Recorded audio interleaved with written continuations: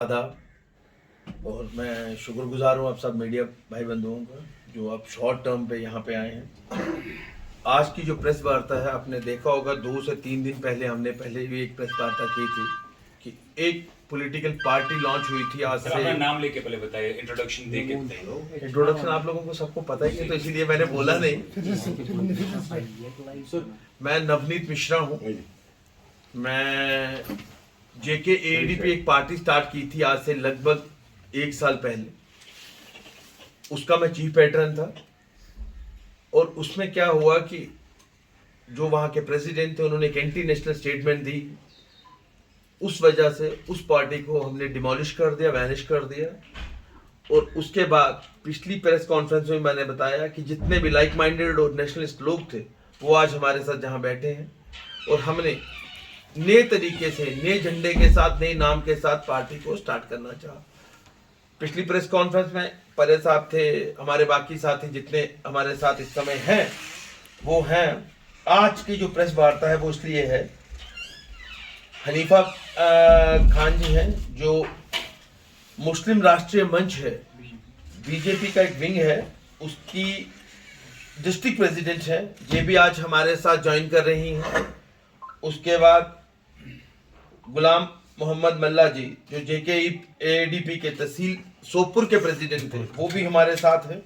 अमरदीन जी हैं जो constituency president थे करना के, वो भी आज हमारे साथ हैं। ऐसे करके जितने भी जेके एडीपी के ओहदेदार थे, खासकर नॉर्थ रीजन से, मैं आपको बता दूं कि बाकी बहुत सारे लोग हैं, आपकी लिस्ट हम आपको दे देंगे। जितने भी साथी बैठे हैं, कुछ जेके एडीपी के साथी हैं जो उनके ओहदेदार थे, उन्होंने वहां से आज रिजाइन दे रहे हैं और हमें ज्वाइन कर रहे हैं। और कुछ लोग ऐसे हैं तो दूसरी पार्टी के हैं, वो भी वहां से आके वो भी हमारे साथ में, जिसमें मंजूर अहमद जी हैं। बाकी नाम जो है वो परे साहब खोल लेंगे, ठीक है। तो मैं आपको मोटे तौर पे बता दूं कि हम लोगों ने ये 2 एकदम से प्रेस कॉन्फ्रेंस इसलिए की कि बहुत जल्द आने वाले दिनों में हम जो पार्टी नए नाम के साथ, नए झंडे के साथ, नए मेमोरेंडम के साथ, नए एजेंडा के साथ लोगों के सामने आएंगे, जिसमें जाति पात की कोई गुंजाइश नहीं है, जिसमें धर्म के नाम पर कोई राजनीति नहीं होगी। हम राजनीति अगर होगी तो राजनीति होगी डेवलपमेंट की, राजनीति होगी तो राजनीति होगी अच्छे स्कूल कैसे बने, लोगों को रोजगार कैसे मिले, लोगों को जो है एक अच्छी सुविधाएं कैसे मिले, उसके ऊपर राजनीति होगी। जो पोलराइजेशन की राजनीति यहाँ पे चल रही है, जैसे कि आप मीडिया भाई बंधु जान रहे हैं कि पूरे हिंदुस्तान में पोलराइजेशन की राजनीति चल रही है, खासकर जम्मू कश्मीर में तो कुछ ज्यादा ही है, लोगों के काम नहीं हो रहे। तो उसलिए हम लोग उस चीज के ऊपर ये प्रेस कॉन्फ्रेंस कर रहे हैं कि बहुत जल्द आप लोगों के सामने आके, बाकी मैं परे साहब को बोलूंगा, जब पहले मैडम को बोलेंगे। मैडम जो है इनका नाम है हनीफा खान जी जो मुस्लिम राष्ट्रीय मंच की तहसील प्रेसिडेंट है, डिस्ट्रिक्ट प्रेसिडेंट है। तो मैडम को बोलूंगा कि मैडम आप बताइए कि आप हमारे साथ क्यों जुड़ रही हैं और आपका सियासी सफर कैसा रहा है। अस्सलाम वालेकुम। मेरे जितने भी यहाँ ओहदेदार बैठे हैं, मेरी तरफ से सबको सलाम। और मैं मीडिया वालों का बहुत शुक्रगुजार हूँ। तब से जब से मैं 2004 से मीडिया में आई हूँ या किसी पार्टी में आई हूँ, मैं मीडिया का शुक्रगुजार हूँ। हर टाइम मैं मीडिया का शुक्रिया अदा करती रहती हूँ, क्योंकि मीडिया अगर ना होता तो किसी नेता का बाहर चलना, मेरे ख्याल में कोई आवाज़ नहीं चलाता है मीडिया के बिना।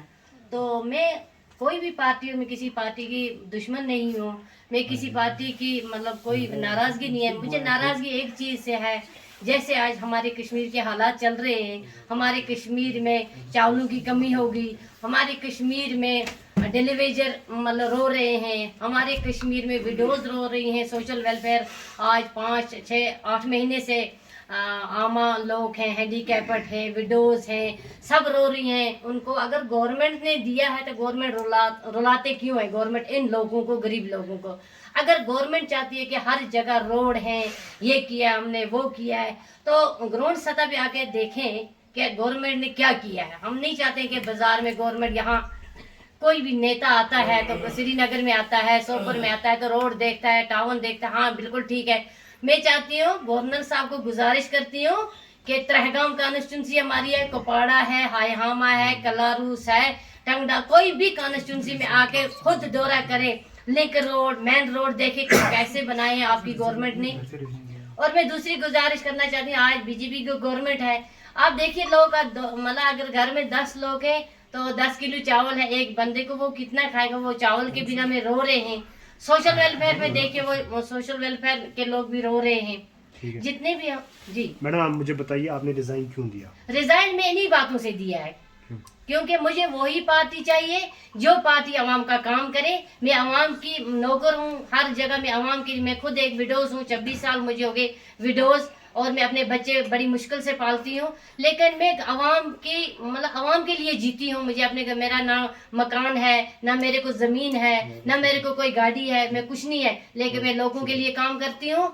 मेरे घर में जाके वेरिफिकेशन करें, मेरे पास कोई मकान नहीं है, कुछ भी नहीं है। लोग रो रहे हैं, जो क्या बोलते हैं लोगों को दे रहे हैं, जो छोटे मकान हमने दिए हैं वो देने की बजाय वो मकान सब मतलब उखाड़ ही रहे हैं, तो लोग रो रहे हैं। मैं पार्टी के साथ वो जो भी पार्टी है, मैं उस पार्टी के साथ जाना चाहती हूँ जो पार्टी आवाम का काम करे। अपनी कोर कमेटी में मैनिफेस्टो डिसाइड हो चुका है, अपनी कोर कमेटी में हमने क्या करना है वो डिसाइड हो चुका है, वो बता चुके हैं, और आपको 3-4 पॉइंट हमने बता दिए कि किन रीजंस के ऊपर बात होगी, किन रीजंस पे वो पूरा मैनिफेस्टो क्या रहेगा, एजेंडा क्या रहेंगे, लोगों के बीच क्या लेके जाएंगे, वो यकीनन जिस दिन हम पार्टी लॉन्च करेंगे आप भाई साथ ही होंगे, आप ही कवर करेंगे, तो उस दिन आपको सारी चीजें आपके सामने उस दिन रखेंगे। सर मुख्तसर नेक्स्ट बात जानना चाहता हूँ कि आपने कई सारी चीज़ों के बारे में जिक्र किया, अभी मैम ने भी कई सारी चीज़ों के बारे में बात की, ग्रीवेंसेस कई सारी। क्या मुस्लिम राष्ट्रीय मंच भाजपा की पॉलिसी के खिलाफ चलना चाहती है? क्योंकि जिस तरह से इन्होंने कहा कि लोगों के पास चावल नहीं है रहने के लिए, देखिए मैं आपको इस चीज का जवाब दूं, किसी दूसरी पार्टी को, देखिए मुस्लिम राष्ट्रीय मंच से वो आई हैं, उन्होंने अपने ग्रीवेंसेस बता दिए कि उनके ग्रीवेंसेस क्या थे।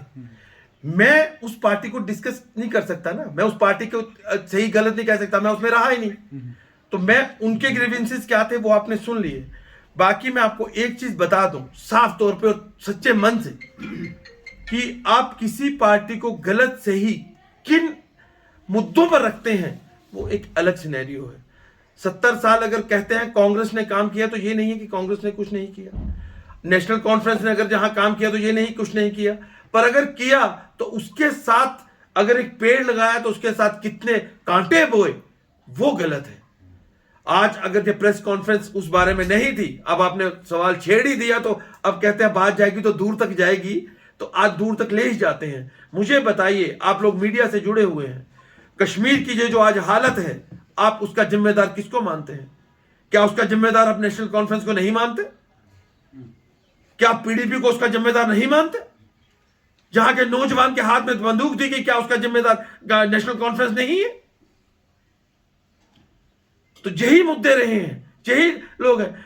मुझे बताइए, मैं बीजेपी की बात करता हूं, आज प्रॉक्सी गवर्नमेंट बीजेपी की है ना, प्रॉक्सी गवर्नमेंट बीजेपी की चल रही है। मुझे ये बताइए कि अगर बीजेपी की गवर्नमेंट है, G20 आप लोगों ने किया, बहुत बढ़िया बात कही है मैडम ने, सड़कें बन गई। आज आप इस गली से आए हैं, राजबाग की गली है ये, हैं इतनी झाड़ियां हैं यहां पे, तो आप बाहर चले जाइए, ब्लैक टॉपिंग है फर्स्ट क्लास, क्या बाकी जगह नहीं होनी चाहिए?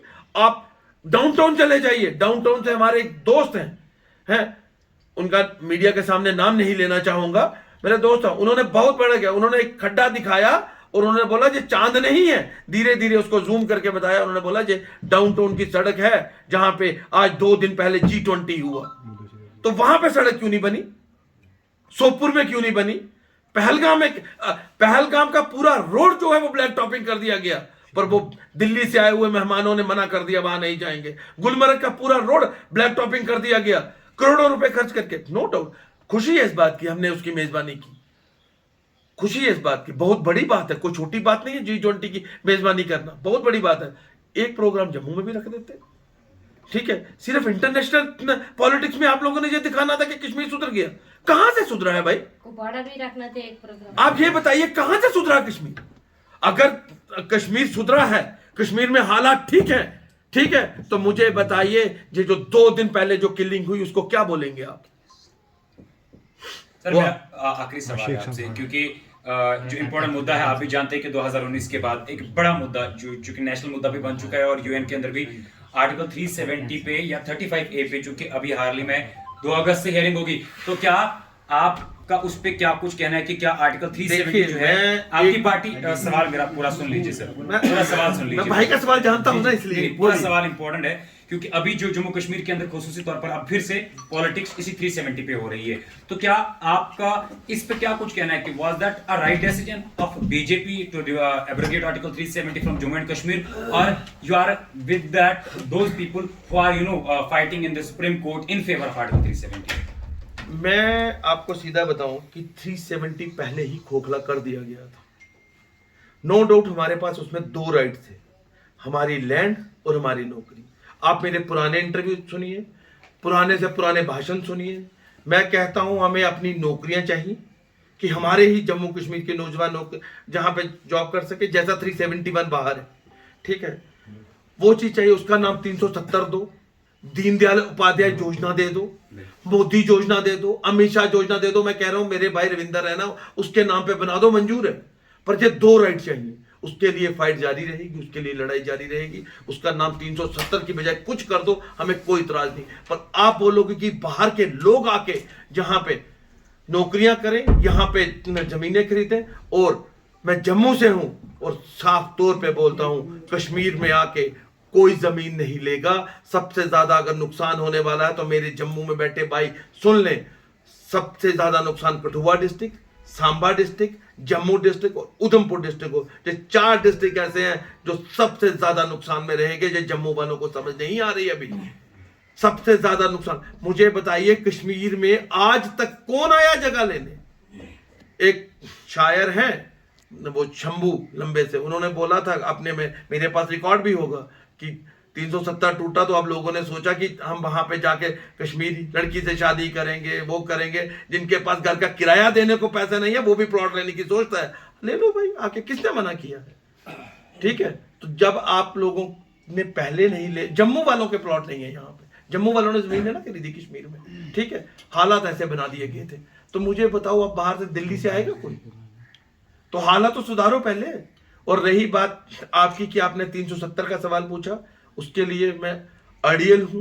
उसके लिए हम लोग, हमारी पार्टी, मेरे साथी, हम लोग सब इसका नाम 370 मत दो। अगर आपकी शान में फर्क पड़ जाता है ना कि 370 दोबारा वापस दे दिया, मत दो 370 वापस भाई, आप उसका नाम 371 कर दो।